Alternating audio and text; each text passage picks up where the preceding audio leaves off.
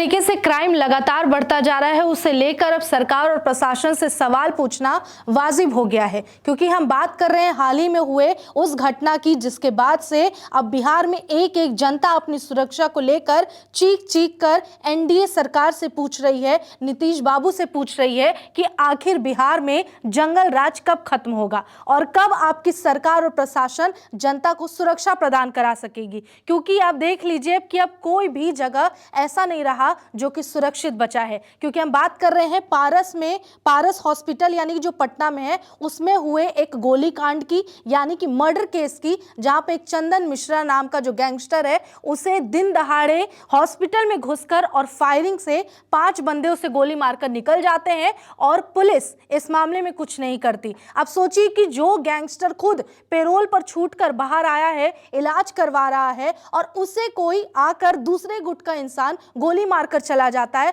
और उसे लेकर पुलिस कुछ नहीं कर पाती और पुलिस के नाक के नीचे ये सब कुछ हो जाता है। एक वेब सीरीज की हम बात करना चाहेंगे, खाकी, जिसमें आपने एक टाइटल सॉन्ग खूब सुना होगा जिसमें था कि ठोक देंगे कट्टा कपार में, आइए ना हमरा बिहार में। नीतीश बाबू भी अपने बिहार में ऐसे ही लोगों को बुलाएंगे, क्योंकि बिहार में जिस तरीके से क्राइम तेजी से बढ़ता जा रहा है वह इतना आसान है क्राइम करके बच जाना जितना आप सोच भी नहीं सकते हैं। वो जब आप सीन देखेंगे जिस घटना की हम बात कर रहे हैं, जिसकी फुटेज आप थोड़ा देख भी चुके हैं एक झलक शुरुआत में, बता दें कि उसे देखकर कोई कहेगा ही नहीं कि ये रियल क्राइम है। यह ऐसा लग रहा है प्रॉपर स्क्रिप्टेड और प्लानिंग के साथ शुरू किया गया, क्योंकि वो पूरी तरीके से फिल्मी लग रहा है। जिस तरीके से वो चलते हुए बहुत अच्छे से वो कॉरिडोर में घूमते हुए आता है, गोली मारता है, उसके बाद निकल जाता है और उसके बाद निकलने के बाद वो रास्ते पर कट्टा लहराते हुए अपने जश्न को दिखाता है कि मैं इस काम में कामयाब हुआ और जीत गया। किसकी वजह से? तो उस वजह से जहां पर लोग खास करके सत्ताधारी पार्टी राजनीति करने में लगी हुई है। अफसोस कि अगर वो सुरक्षा पर ध्यान देते और इन सारे चीजों में एक्शन ले पाते तो शायद इस तरीके से खुले तौर पर कोई भी आरोपी ना घूम पाता और ना ही किसी की दिन दहाड़े हत्या होती। हम बात कर लेते हैं इस पूरे मामले की, उससे पहले हमारे कुछ सरकार से सवाल है वो जान लेते हैं। जैसे कि कब तक रहेगा बिहार में जंगल राज? क्यों अपराधियों में नहीं रहा खौफ? कानून का डर कैसे हुआ खत्म? हथियार लहराना क्या इतना हुआ आसान? कब तक सरकार साधेगी चुप्पी? बिहार सरकार और प्रशासन जवाब दो।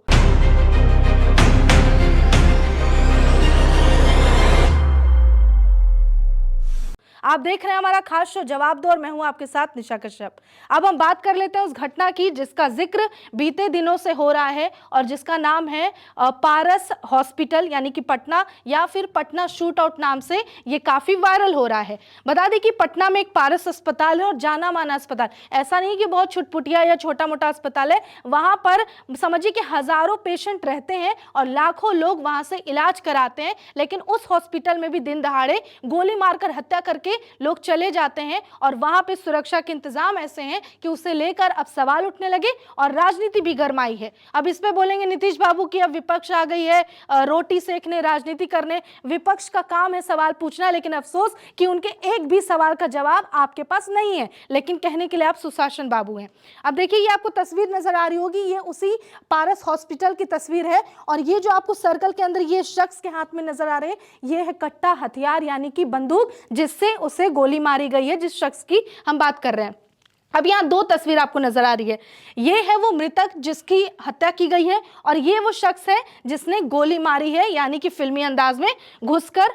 बता दें कि यहाँ पर पारस अस्पताल में गैंगस्टर चंदन मिश्रा यानी कि ये शख्स भर्ती था वहां पर अपने इलाज के लिए और उसी पर गोलीबारी की गई है, फायरिंग में उसकी मौत हो गई है। अपराधियों ने अस्पताल के अंदर घुसकर और उसकी हत्या की है, अस्पताल के आईसीयू में घुसकर उसको गोली मारी है। कोई नॉर्मल वार्ड भी नहीं है बल्कि आईसीयू में घुसकर इस घटना को अंजाम दिया गया। कुल 5 लोग आपको इसमें नजर आ रहे हैं, 5 अपराधी थे जो हॉस्पिटल के बाहर पहले गाड़ी खड़ी करते हैं और उसके बाद जब रेकी कर लेते हैं, देख लेते हैं कि अब अच्छा मौका है, अस्पताल में घुसकर वारदात को अंजाम देते हैं और सामने से फरार हो जाते हैं। ऐसा नहीं कि कोई पीछे के रास्ते से निकलते हैं। अब पूरे मामले की बात करें तो वारदात का जो पूरा सीसीटीवी फुटेज है वो भी सामने आया है जो काफी चौंकाने वाला है और उसी फुटेज का ये स्क्रीनशॉट आपको हम दिखा रहे हैं जहां आपको नजर आ रहा है अपराधियों ने चंदन को शूट करने का वीडियो भी बनाया। जिस शख्स की हम बात कर रहे थे यानी कि जिसकी मृत्यु हुई है वो है चंदन मिश्रा और खुद भी ये गैंगस्टर, ऐसा नहीं कि दूध का धुला इंसान है, इस पे कई कईयों हत्या के मामले हैं और इसे ही गोली मारी गई है और इसके विरुद्ध जो गुट वाले हैं उन्होंने गोली मारी है। लेकिन सोचिए कि इसे और भी ज्यादा सिनेमेटोग्राफी टाइप का बनाने के लिए, फिल्माना तरीके से इसे अंजाम देने के लिए इन्होंने शूट करने का वीडियो भी रिकॉर्ड किया है, ताकि हमारा हवा बना रहे, वो डर बना रहे। उसके बाद पूरे मामले की पुलिस अभी फिलहाल जांच में जुटी है, जो कि हमेशा पुलिस जांच में ही जुटी होती है और यहाँ भी पुलिस जांच में जुटी हुई है। अब पूरे मामले को लेकर पटना एसएसपी ने बताया है कि चंदन एक कुख्यात अपराधी था, यह पुलिस का कहना है, और वो 10 से ज्यादा मर्डर केस का आरोपी था, यानी कि ये चंदन मिश्रा। और मामले की जांच के लिए हमने स्पेशल इन्वेस्टिगेशन टीम यानी एसआईटी का गठन किया है। अब सोचिए कि अब बिहार में एसआईटी का गठन कर दिया गया तो जरूर अब अपराधी ना केवल पकड़ा जाएगा बल्कि उसे सख्त से सख्त कार्रवाई भी होगी उस पर।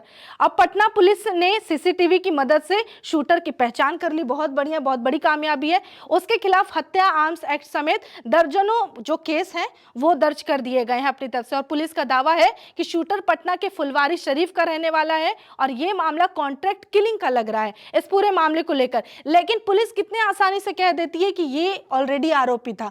इसका मतलब ये नहीं है, वैसे तो जेल में कितने ही आरोपी है, आप उसको इलाज के बहाने बाहर ले आइए और कोई उसे शूट करके चला जाएगा, लेकिन आपकी दलील क्या रहेगी कि वो था तो एक आरोपी ही। तो इस तरीके से अगर न्याय होने लगे तो बेकार है संविधान की उन किताबों का और कानूनी उसूलों का, फिर उसका कोई महत्व ही नहीं रह जाएगा।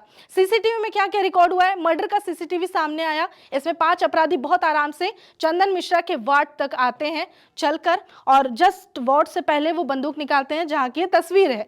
कमरे के बाहर एक एक कर अपनी कमर से पिस्तौल निकालते हैं, उसके बाद फिर कमरे में दाखिल हो जाते हैं और गोली मारकर केवल 30 सेकंड के अंदर वो बाहर निकल जाते हैं और पिस्तौल कमर में खोसकर और वहां से फरार हो जाते हैं। उसके बाद अब ये पूरी घटना कैसे हुई है बारीकी से समझते हैं। बताया जा रहा है कि चंदन मिश्रा 15 दिनों के लिए पेरोल पर बाहर आया था, क्योंकि ये ऑलरेडी गैंगस्टर था और ऑलरेडी जेल में था।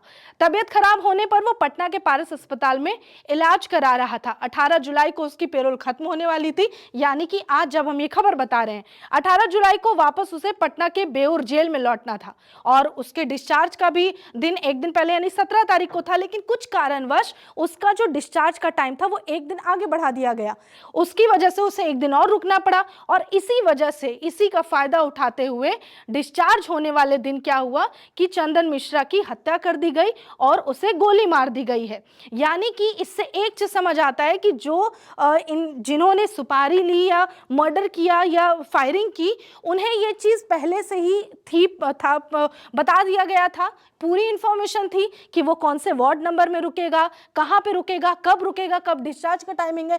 तब तो हम ये भी सवाल उठा सकते हैं कि जो डिस्चार्ज का टाइम एक दिन पहले था, यानी जानबूझकर भी हो सकता है, शायद हो सकता है कि उसको एक दिन आगे बढ़ा दिया गया हो, क्योंकि ये प्री प्लानिंग चल रही थी इसके मर्डर की, चंदन मिश्रा के मर्डर की।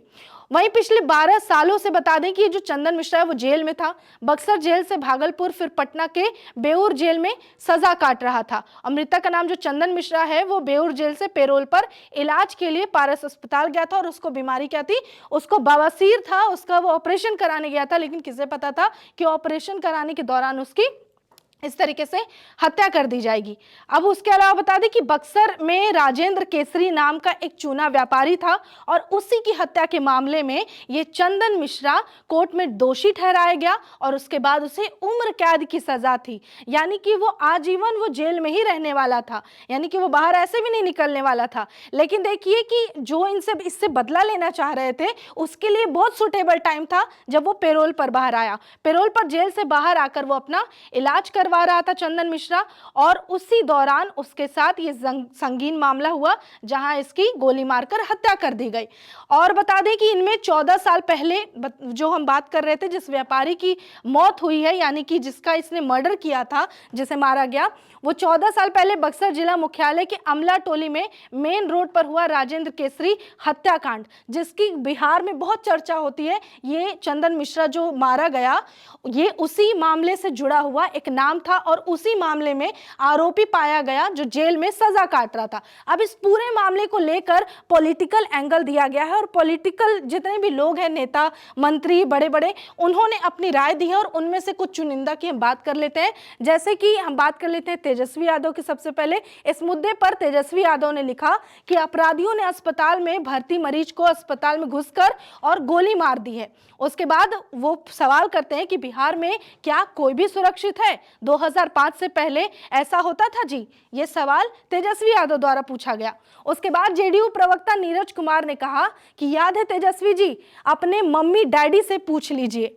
वो आगे कहते हैं कि 13 जून 1998 को राबड़ी देवी जी की सरकार में मंत्री ब्रज बिहारी प्रसाद की हत्या IGIMS पटना के अस्पताल में कर दी गई थी। यानी कि अगर तेजस्वी यादव ने ये चीज सवाल पूछ लिया सरकार से, तो आज की जो सत्ताधारी पार्टी है, वहां की जो सरकार है, वो इस मामले में जवाब कैसे देती है? तो तंज कसते हुए उस पर जवाब देती है सरकाज़म वाले में, और ये कहती है कि आप अपना जमाना याद कर लीजिए। अगर राजनीति और जनता की सुरक्षा एक दूसरे पर आरोप प्रत्यारोप लगाकर चल जाएगा तो शायद ऐसे ना तो विकास हो पाएगा और ना किसी जनता को सुरक्षा मिल पाएगी। क्योंकि अगर विपक्ष आपसे सवाल कर रहा है तो आपका फर्ज बनता है कि आप ये आश्वासन दें कि हम इस पर कार्रवाई करेंगे, ना कि आप ये कहें कि आप अपना जमाना याद कर लीजिए। यानी कि आंख के बदले आंख वाला अगर मामला होने लगे तो पूरी दुनिया अंधी हो जाएगी। उसके बाद वो कहते हैं कि यही था वो दौर, जंगल राज का दौर, यानी कि एक दूसरे पर इल्जाम लगा रहे हैं।